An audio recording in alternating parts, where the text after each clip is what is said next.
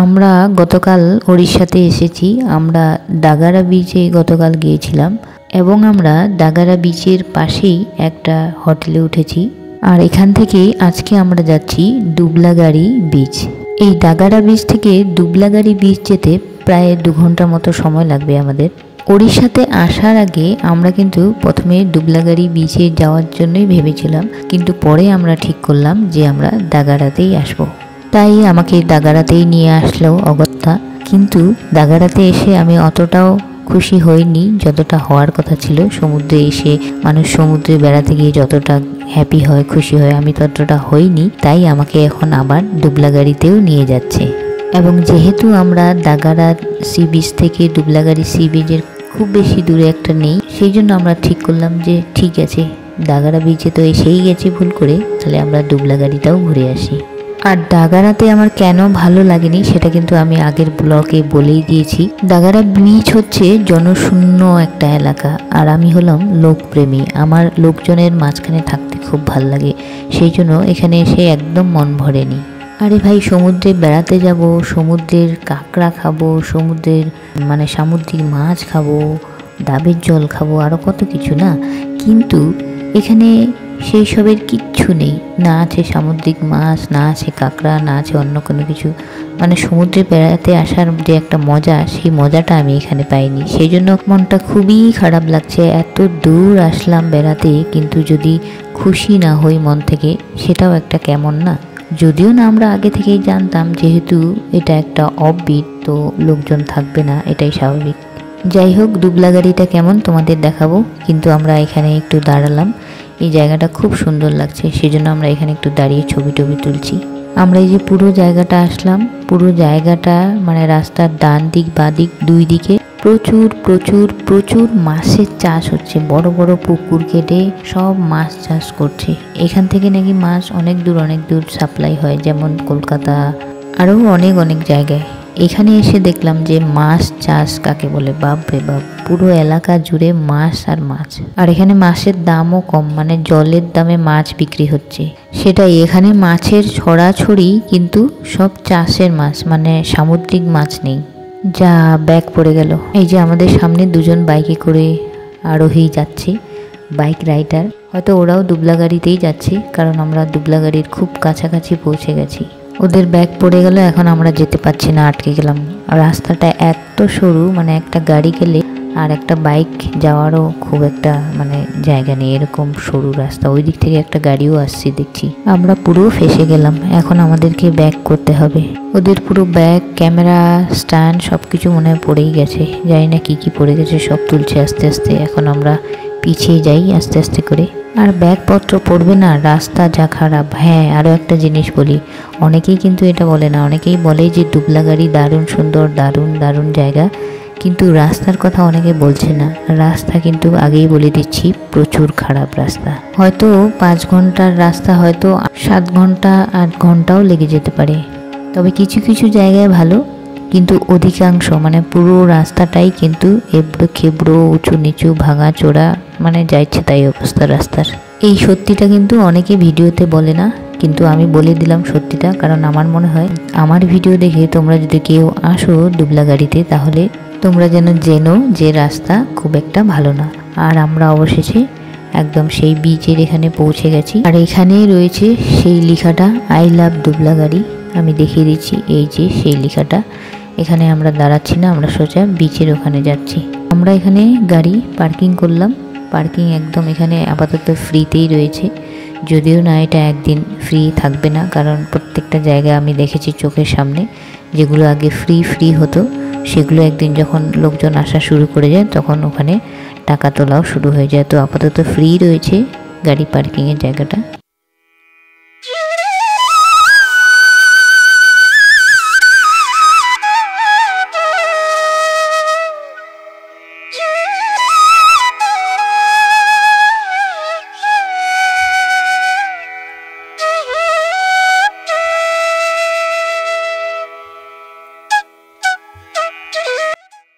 আর এখানে প্রচণ্ড হাওয়া, বাপরে, ওইদিকে কি গরম, রোদ পুড়ে একদম ছাই হয়ে যাচ্ছে। আর এখানে এসে কি সুন্দর হাওয়া। আর এখানে এসেই আমি যেটা দেখতে পেলাম যে এখানে প্রচুর প্রচুর প্রচুর ঝিনুক রয়েছে। আর সুযোগের সদ্ব্যবহার আমিও করলাম, অনেক ঝিনুক কুড়িয়ে নিলাম। এই দেখো আমি কত কুড়িয়েছি, কারো লাগলে বলো। এই বিচেটাও অনেক লোকজন রয়েছে আর জলটাও খুব পরিষ্কার। এই জলে তোমরা নিঃসন্দেহে স্নান করতে পারো, কিন্তু আমার স্নান করার ইচ্ছেটা থেকেই গেল। আজকেও আমি স্নান করতে পারবো না। জলটা অনেক পরিষ্কার, কিন্তু আমরা জামা কাপড় নিয়ে আসিনি, যেহেতু আমরা এখানে থাকছি না, আমরা দাগারাতে থাকছি। সেই দাগারা থেকে এসছি, এখানে আমরা জামা কাপড় নিয়েই আসিনি, আমরা এমনিই জাস্ট এসছি। তোমরা এখানে আসলে অবশ্যই স্নান করো, আর অবশ্যই আমার মতো ঝিনুক কুড়িও যারা যারা ঝিনুক কুড়োতে ইচ্ছুক। আর বলবো এই বিচে তোমরা আসো, দুবলাগাড়ি ব্রিজটা অনেক সুন্দর, অনেক ভালো লাগবে তোমাদের। কেবলমাত্র একটা জিনিস, যেটা হচ্ছে রাস্তাটা একটু খারাপ, কিন্তু ভালো জিনিসের জন্য অনেক সময় খারাপটাকেও নিতে হয়, কিচ্ছু করার নেই।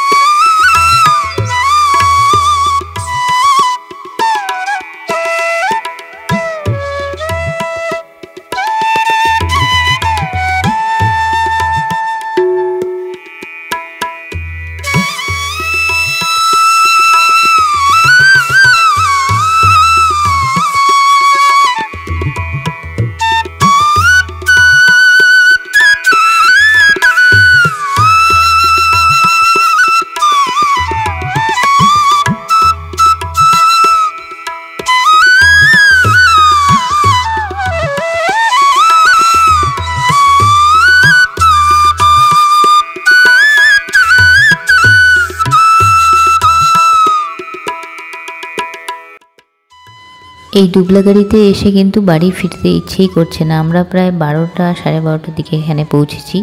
পুরো দিনটাই এখানে কাটিয়ে দিলাম, কিন্তু ফিরতে তো হবেই, কিছু করার নেই। আবার না হলে ওদিকে ফিরতে ফিরতে রাত হয়ে যাবে, তখন আরেক ঝামেলা হয়ে যাবে। যেহেতু অচেনা জায়গা, গুগল ম্যাপ দ্বারা আমরা চলছি। আর এখানেও কিন্তু দোকানপাট সেরকম নেই, 2-1জন রয়েছে ঠান্ডা ঠান্ডা বিক্রি করছে। আসলে এই জায়গাগুলো একদম পুরো গ্রাম এলাকা, এখানে সেরকম কিছুই নেই বললেই চলে। এই আশেপাশে কয়েকটা খাবারের জায়গা রয়েছে, খাবারের জায়গা বলতে ওই বাড়িতেই খাবার বিক্রি করছে, মানে কেউ যদি খেতে চায় তখন তারা বানিয়ে রান্না করে খাওয়াবে, ওরকম টাইপের জায়গা আর কি রয়েছে। বলছিলাম না যে এদিকে খাবারের ভীষণই অসুবিধে, মানে খাবার নেই বললেই চলে। আমরা সেই সকালবেলা বেরিয়েছি, জাস্ট ওই বিস্কিট ফিস্কিট এইসব খেয়েই পুরো দিনটা কাটিয়ে দিলাম। আমরা এখন দাগারাতে ফিরছি, আর এদিকে প্রচণ্ড ঝড় বৃষ্টি। ও মাই গড, জীবনে প্রথমবার। অনেক শুনেছি যে উড়িষ্যার দিকে নাকি প্রচুর ঝড় হয়, বৃষ্টি হয়। আজকে আমরা সেই ঝড়ের মুখেই পড়ে গেলাম। প্রচণ্ড ঝড়, মানে কি বল, দারুণ বিদ্যুৎ চমকাচ্ছে। আর রাস্তায় বেরোলে কত রকম ভুলভাল চিন্তা মাথার মধ্যে আসে, কিন্তু আমার বিশ্বাস রয়েছে যে ঈশ্বর আমাদেরকে রক্ষা করবেন, তাই আমরা এখন আস্তে আস্তে করে যাচ্ছি। আর রাস্তায় এখানে পুরো গাছ ভেঙে পড়ে রয়েছে, পুরো রাস্তা জ্যাম, আমরা আর যেতেই পারছি না। এখানে আমরা দাঁড়িয়ে রয়েছি প্রায় 10-15 মিনিট। বৃষ্টিটা থেমে গেল, তারপরে যে লোকজন আসলো, লোকজন বলতে এই গ্রামের লোকজন, যারা এই গাছগুলো কেটে নিয়ে যাবে, তারপর আমরা যেতে পারবো। এটাই হচ্ছে আমাদের ভরসা। এদেরকে সত্যি অনেক অনেক ধন্যবাদ। গ্রামের লোকজন আসলো, গাছটাকে সরালো বলেই এখন আমরা যেতে পারছি। এখন আমরা এখান থেকে বেরোবো। আর একটা ভুল আরও আমরা করেছি, আসার সময় আমরা যেই রাস্তা দিয়ে এসেছি, এখন আমরা ওই রাস্তা দিয়ে যাচ্ছি না। আমরা ঠিক করলাম যে একটা নতুন রাস্তা দিয়ে যাই, অন্য আরেকটা রাস্তা দেখি, অন্য একটা রাস্তা দিয়ে। নতুন রাস্তা দিয়ে আসতে গিয়ে আরেক ঝামেলায় ফেসে গেলাম। এখানে দেখছি আরও গাছ পড়েছে। এই গাড়িটা এখন মনে হচ্ছে ব্যাক করবে। প্রচুর গাছ পড়েছে রাস্তায়, প্রচুর প্রচুর। এই উড়িষ্যা ভ্রমণ আমাদের মনে করিয়ে দেবে সারা জীবন যে উড়িষ্যায় ঘুরতে গিয়েছিলাম, ঝড়ের কবলে পড়েছি। বলে না, যেমন মজা তেমন সাজা, সেই রকমই হয়েছে আমাদের সাথে। আর রাস্তা দেখো, গুগল ম্যাপ যে আমাদেরকে কোথায় নিয়ে যাচ্ছে, সব কাদা মাটির জগতে। গুগল ম্যাপ সত্যি কখনো কখনো মানে যা ইচ্ছে তাই অবস্থা করে দেয়। দেখো না কি রাস্তা দিয়ে নিয়ে যাচ্ছে। এখন দাগারাতে যাচ্ছি আমরা। সত্যি এই ঝড়ের অভিজ্ঞতা আর এই রাস্তার অভিজ্ঞতা সারা জীবন ভুলতেই দেবে না। এই ঘোরাটা আমাদের ভুলতেই দেবে না, সব সময় মনে পড়বে উড়িষ্যার ঝড় আর উড়িষ্যার রাস্তা।